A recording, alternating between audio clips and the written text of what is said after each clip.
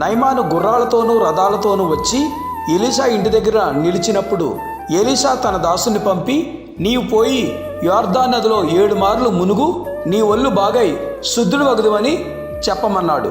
Elisha చెప్పిన మాటలు ఆ దాసుడు నయమానుతో చెప్పినప్పుడు నయమానుకు విపరీతమైన కోపం వచ్చి, తన దేవుడైన యెహోవా నామాన్ని బట్టి తన చెయ్యి రోగముగా ఉన్న స్థలం మీద ఆడించి, కుష్ఠరోగమును మాన్పునని నేను అనుకున్నాను.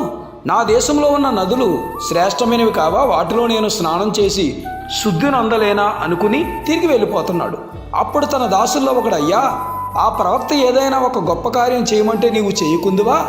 అయితే స్నానం చేసి శుద్ధిలోకి కమ్మని మాట దానికంటే మేలు కదా అని చెప్పినప్పుడు ఆ మాటలకు నయమాను తన మనసు మార్చుకుని దైవజనుడు చెప్పినట్లు యొర్దాను నదిలో 7 మార్లు మునగగా అతని దేహము పసిపిల్లవాని దేహం వలె అయ్యి అతడు శుద్ధుడయ్యాడు.